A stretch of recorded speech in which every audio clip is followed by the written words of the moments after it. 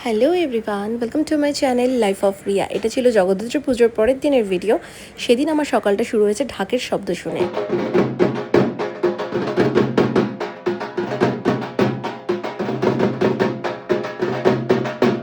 আর যাই হোক, তারপরে আমি দুপুরবেলা যাচ্ছিলাম আমার জেঠুর বাড়িতে। আমার জেঠিমার একটু কাজ ছিল, জেঠিমা তো এক্সপায়ার করে গেছে। আমি ভাইয়ের বার্থডে দিন বলছিলাম আমার জেঠিমা হসপিটালাইজড, তো জেঠিমা এক্সপায়ার করেছে।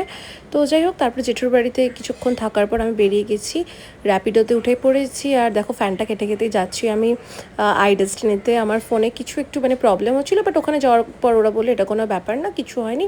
দেন তারপরে বাড়িতে আসার সময় একটু পপকর্ন নিয়ে এসেছিলাম। দেন আমি আর মা গল্প করছিলাম আর পপকর্ন খাচ্ছিলাম। আমি তো তাও একটু জগদ্ধাত্রী পুজোর ঠাকুর দেখেছি, বাট বাবা মা তো সেরকম কোথাও তো যায়নি, ঘোরেনি।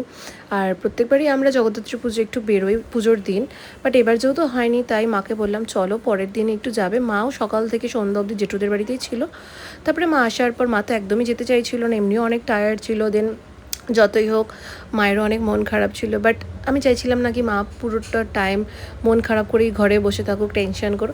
তো আমি মাকে বলছিলাম চলো, যেটা হয়ে গেছে হয়ে গেছে, কিছু তো করার নেই। তো জগদ্ধাত্রী পুজোর দিন তো মা আর কোথাও যায়নি, তাই জগদ্ধাত্রী পুজোর পরের দিন আমি মা বাবা আমরা একটু বেরিয়েছিলাম। আর বাবা একটা অটো রিজার্ভ করেছিল, তারপরে যেখানে যেখানে একটু ভালো ভালো জগদ্ধাত্রী পুজো হয় তো আমরা ঘুরলাম। তারপরে ঘুরে ঠুরে চলে এসেছি পাড়াতে। আর আমার পাড়াতেও সেদিন প্রোগ্রাম হচ্ছিলো, তো কিছুক্ষণ একটু দাঁড়ালাম, পাড়ার প্রোগ্রাম দেখলাম।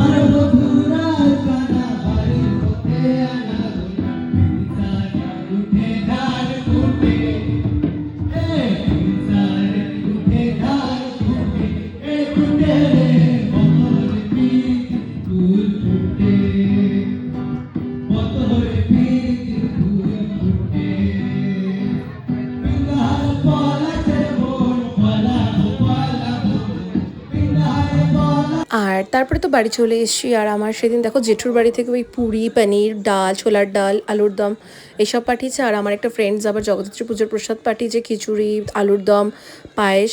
তো যাই হোক, এটাই আমরা খেলাম। আর আমার ভিডিওটা যদি ভালো লাগে লাইক সাবস্ক্রাইব করে দিও। Thank you for watching, bye by.